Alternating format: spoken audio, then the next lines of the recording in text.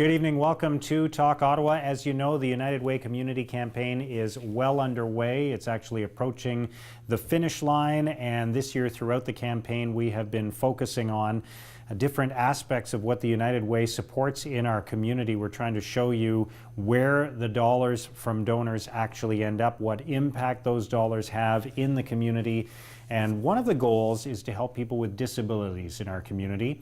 To tell us more about that, we welcome to the show Keenan Wellar, who's the co-founder and co-leader of LiveWorkPlay. He's also a focus area champion for United Way's belonging to community area.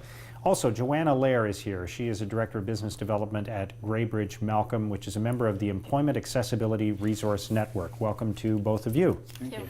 So let's talk about the campaign first, Keenan, and you're a focus area champion, which means that you're involved in one of the areas that the United Way has established as a priority. And again, to underscore how the United Way has evolved a little bit, it's not just about raising money for all kinds of different causes anymore, although that effort continues. There really is a sharper focus to what the United Way is doing around what the community has identified as key priorities. That's right, and when it comes to people with disabilities, there was a lot of research done over a number of years, and they were looking at what is the way to make the greatest impact on people's lives, and the chosen focus was on employment, because of course this is going to impact on people's poverty levels, their social isolation, and other issues that kind of sometimes direct issues, but also side issues that impact people with disabilities. When you have a job, a lot of things shift in your life, and a lot of those problems go away. Right, and we'll talk more about that in a moment, but first maybe tell us a little bit about Live, Work, Play. Sure. Well, we're a homegrown Ottawa charity, founded by my wife and myself in 1995, and grown since then. We have more than 120 community volunteers and staff of 10, and we support people with intellectual disabilities, and actually we support the community to help welcome people with intellectual disabilities to live in quality, affordable housing in the community, have and keep a good job, and also just to engage in citizenship, arts, culture, recreation, basically what the rest of us expect out of life, but often people with disabilities don't have. All right, and Joanne, maybe you can tell us about EARN, the Employment Accessibility Resource Network. What is that and what does it do? Yeah, so that's also a United Way initiative. It brings together service providers and employers to help eliminate some of the barriers that are faced by persons with disability in finding meaningful employment. And so the level right now is 43%. Yes, whereas and that's the level of employment for the community at large is something like 70%. Is that right? That's the difference. The labor market participation rate, 43 to 70. And how do we do? How do we compare to other countries? How do we compare to other communities? Are we doing as well as other places in terms of employing people with disabilities? Yeah, it's interesting. If you look at some of the evidence gathered by places like the World Health Organization or the Canadian Association for Community Living, you might expect Canada would be doing a lot better than some other countries, but it seems to be the stats are pretty similar from country to country, and there's some shifts going on. Certainly in the United States, they're undergoing a similar kind of a transition where this focus on employment first as a way of addressing a lot of the poverty and social challenges facing people with disability. When you include people in community, a lot of other issues can disappear, so that's what we're working on. So what you're saying there is that there's a shift in emphasis perhaps away from providing support to people with disabilities and saying the solution is to throw, I don't want to state it too bluntly, but to throw all kinds of programs and government money at them, as opposed to creating the environment where they can be self-supporting and have a job and that kind of thing. Is that the right way to describe it? The need for support remains, but it's different. So if I take Live, Work, Play as an example, if I went back 5 or 6 years, we were running a thing called the DAY program. So basically you have people with disabilities, they're coming to a headquarters that we've established, and they're doing various types of activities.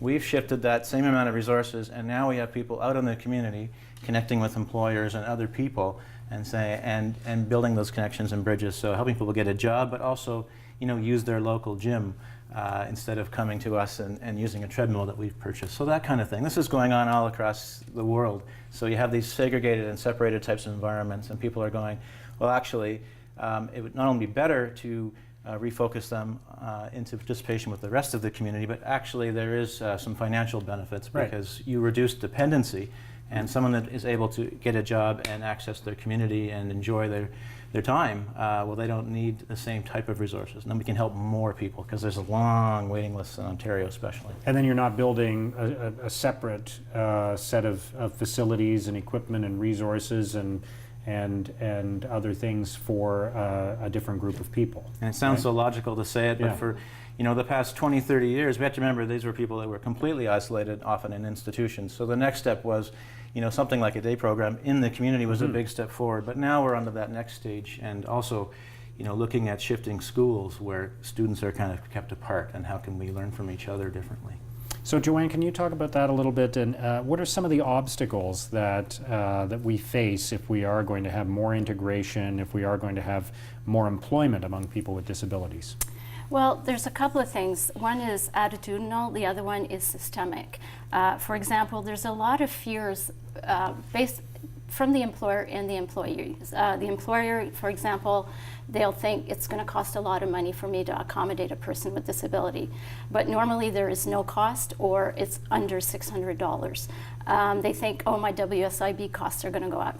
Absolutely not. It has nothing to do with whether a person has a disability or not.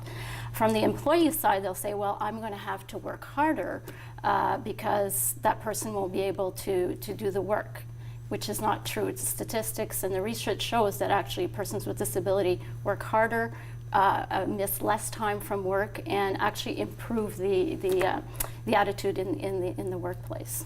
So, and that's probably a big one, that last one you mentioned, is the expectation that you have to, perhaps that you even have a different set of expectations around an employee with a disability, which need not be the case necessarily. Absolutely not. A person with a disability is a human being. They're just like anybody else who wants to contribute to the job and do a good job. Yeah. I think we need to take away the label. It's just, it's just a person with talent. And I take it we're talking about people with both mental and physical disabilities in this category. That's it's all the same objective, right? Correct. Yeah. Right. And I think it's great because Joanne's bringing in the business case, because also retention. We talk to employers, and when you have employees coming and going, the cost of retraining, and it's not just the financial cost, but there's also as an employer, there's an emotional cost to people coming and going. And I know the statistics bear out also people with disabilities as a group tend to stay in jobs longer, and so that is a cost savings and also a benefit to the environment, and people are loyal to their employer.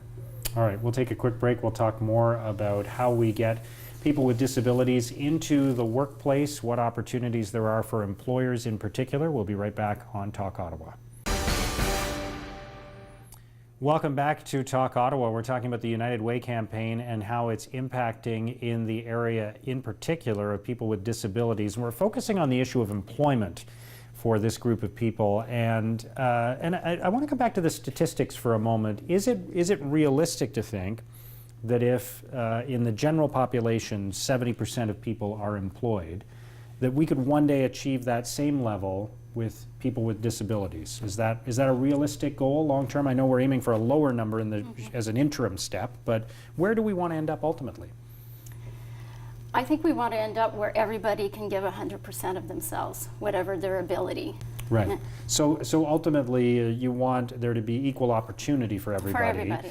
And it may not end up that it's equal participation in the end. There may be some limitations that some people can't work for whatever reason, but we don't want the people who want to work and the people who could benefit from working and who could make a contribution not to be working. Yes, and we have to keep in mind there's going to be a labor shortage, and that people with disability are definitely an untapped market. If you look at Alberta, for example, the employment of persons with disability is quite high. Yes. Because there is a shortage of talent. Yeah. And if I could share just on a personal basis, if I again go back to beginnings of Live, Work, Play and my own attitudes, there were people where I had labeled them in my mind, well, they're never going to work. And so we have to build up these other things for them to do. Quite a few of those people are now working. Some for many years, like example at the local TD Bank, there's 8 people that we're involved with who've been working there, many for multiple years. Did I envision that myself? No, because it's not up to me. there's employers out there and people who can do the work, and we need to make it happen and have those opportunities and not prejudge what people can and can't do. And I'm as guilty of that as anyone. I'm really happy to be wrong. Right, yeah, sure. Yeah. But we all do bring our own biases and our own preconceived notions to the discussion, don't we? And that's part of what we have to change, right? Yeah, and there's a lot of education that needs to be done, and that's part of one of EARN's goals is to debunk those myths and also to make the business case for inclusion with persons with disability. So you do have to make that business case, don't you? I mean, there is a bit Yes. of a selling process to convince some Absolutely. employers that, hey, this is part of your future. And the peer-to-peer is great, the work that Joanne and EARN are doing, because it includes business leaders who already know how to do this and are good at it. It's a different sales job than you're saying, I'm just here to tell you I employ people with disabilities, and it's been the greatest experience for my business. And that's a wonderful message, and developing those local champions is going to be really helpful. Right, and even today, you've been speaking about this in the context of your own perceptions and your own experiences with the individuals, and you're speaking candidly about what you've been through since you launched this charity. So that's part of convincing people, I think, of what the opportunities and the benefits are. It's a learning journey, and I think it's also, also trying to connect with donors, because people's expectations these days are quite different. They really want to understand, not just invest in a name. United Way is obviously a great name with a long legacy, but invest in what's the change that we're producing. And I think we've got a great opportunity with this one. If we can show, people that were not working, employers that were looking for staff, put them together, it's one of those true win-wins. I think we can really sell that effectively. Now, employers, though, must have some hesitation around some aspects of this. You touched on a couple of potential obstacles already. I think there are employers who might worry about what happens during the interview process, what kinds of questions they can ask about the capacity of an employee to perform certain duties, whether they're going to violate somebody's human rights. That would be a concern. What if somebody's not working out? Do they have the same sort of ability to address that situation, and not just within the law, but even in terms of their own comfort level? That must be a big part of it as well. And it's really, as I mentioned before, a person with disability is a human being, and you would treat a person with disability any way you would treat any other candidate. Yes, and it sounds a bit strange, but one of the things that our employment support specialists do is they make it one of the first things they tell an employer is, and you also have to learn how to fire someone with a disability. Yeah. Exactly. Because you're not doing anyone a favor if you get into a position where you're carrying them on or not reporting challenges because they have a disability, and in fact it's a real disservice. So right up front, I think this is one of the important services, and when we talk about shifting the resources to having people like employment support specialists in this field who can work with an employer and make sure that they get past, because those are like really serious barriers in the beginning of an employment relationship, but they can disappear within weeks as long as people get the right information. And there's a lot of resources to support the employer in those cases. Right. Just like your organization. Sure. Yeah. And these other peer-to-peer issues? networks too. Yeah. Yeah. Is there an element to this that is about not just making that leap, but also getting the support that you need and getting? I mean, is there almost a retraining that has to happen for the employer to understand, how to approach it, how to operate, maybe even engage some of the other employees in the discussion, just to create the right environment, as opposed to just going out and saying, okay, we're gonna hire somebody and see what happens. Right, there's definitely an education process. Yeah. I think people, again, need to be comfortable with the situation. They need to know what you can and can't do, which is basically the same thing you would do with any other employee. Right. Yeah. But you almost have to have that discussion. You have to have right? the discussion and, to say, and yeah. As even though the discussion is pretty straightforward, you almost do have to have that discussion to address it up front, so that there are no misconceptions. And Right? there's different approaches. I mean, sometimes the individual is very capable and will have that conversation. Just sitting the first staff meeting of the since they've come on hire, and just say, by the way, part of my disability is this type of communication is really hard for me. So if you can please not give me 7 sequence tasks in a row, it's not going to work, but one at a time, I'll be fine, I'll get them all done. So that kind of thing. Or if they're not able to communicate that, then we can help explain that and set up accommodation is a two-way street. That's Definitely right. a two-way street. Yeah. So the resources are there to support employers that want to go down this path. Yes. We All could right. use more. Yes, And we that's what could. the campaign is all about, right? Precisely. So we'll talk specifically in a moment about how the United Way supports some of these initiatives. We'll be right back on Talk Ottawa. Welcome back to Talk Ottawa. We're talking about the United Way campaign, where the resources that it's raising in the community are being directed towards some key priorities to try to make life better for so many people in our community. And Keenan, maybe you can talk for a moment about this priority area and how the United Way addresses it and supports it. And I know that right now the United Way is much more about getting results and measuring those results and having an impact so that they are being able to report back to the community in concrete terms what it is that they're achieving with the community's investment. Right. I mean, a figure like $30 million is a bit abstract, and people kind of wonder, where does that go? So, in my world, I look at, we've been talking about employment this whole time. I've got 2 staff that are full-time on helping people get jobs and working with employers. They're trying to do that with 90 people. So you kind of do the math on the size of our city, how many employers there are, how much work is involved in each workplace. Obviously, if I could have more people doing that and all the other agencies that do this work, we're going to have more people working. Our community is going to dramatically improve. And that's where the money goes. I mean, when you give it to United Way, it goes to agencies that are on target with what United Way is trying to achieve in these different focus areas, and then we put it directly to use doing that kind of work, like creating jobs. So I think it's important. Those are the outcomes. So, the outcome of the result of not raising as much money as the target is just there's going to be, example, less people with disabilities getting a job. That's the direct outcome if we don't make our goal. And how does the United Way support EARN? Well, it provides funding to do things like in conferences. We're going to have a conference on March 28th that will provide education to employers on how they can hire more persons with disabilities and how they can integrate them into the workplace.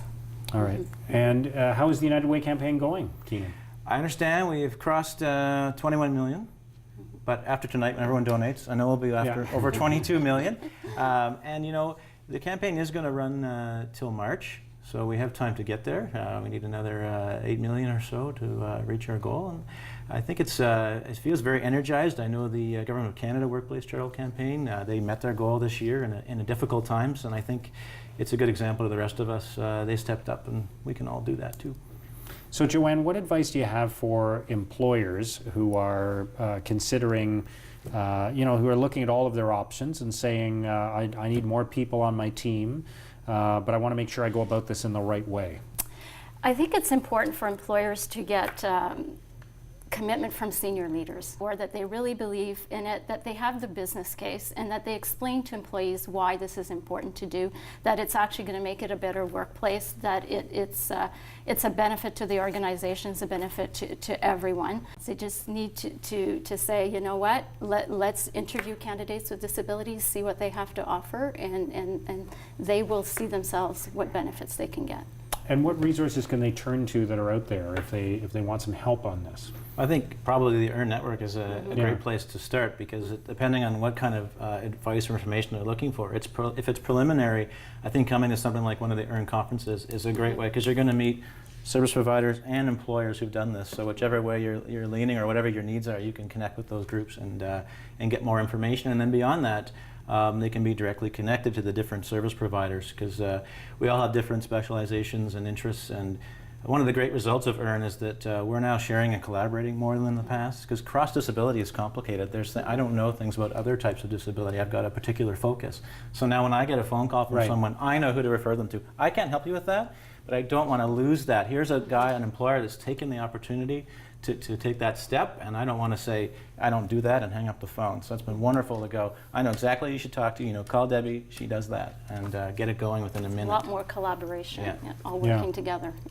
Do you have some examples of success stories of companies that have gone down this path, or anything like that? Big and small. I mean, I already talked about TD Bank, but if the Works Gourmet Burger Bistro, there's one just down the street, they employ a person with an intellectual disability in every single franchise in this city, and they have developed a culture. Well, that is just a norm of their workplace. Another great example, a small business, the Parliament Cleaning Group, which is now what we call around the United Way the Jeremy video. There's a famous video of this guy, a small employer, who took this step, and is right out public saying, this has made, as Johanne was saying, this has made my workplace a better place. As a boss, I am now a better communicator. Because my other employees admitted, actually, before Jeremy mentioned it, you weren't very good at explaining that. And he's out there saying, I'm better now because of Jeremy, and he's a productive member. He's gotten a couple of raises now, and I think it's just a great example of one life very much changed. And so you need a lot of employers to step up, basically. Exactly. Yeah. And I think it's going to happen naturally because there will be a labor shortage. Right. And we have a lot of talented people who are not employed right now or Yeah. underemployed. So it can be driven by that, but I think the benefits that you were referring to earlier, Keenan, the benefits to the whole community, and also just the fact that you find a job for somebody and then you're not needing to provide the same kind of support. As you said earlier, it solves a lot of problems on its own, doesn't it? It really does. I mean, identity, it's for those of us who've had consecutive employment for a long time, we kind of forget that feeling of when you don't have a job, and it can be pretty devastating. And if that just becomes, if you come out of high school and you're starting to get the message from the community, I'm going to be unemployed for the rest of my life, Yeah. You start to think things about yourself, and it impacts how others think about you. And I think the last point is it's not necessarily 40 hours of work. Someone that has a part-time point, job, Yeah. that can be a huge change in their life. Thank you both. Thank you. Good luck. you. Thank you. Thanks for watching. We'll see you again next time on Talk Ottawa. Good night.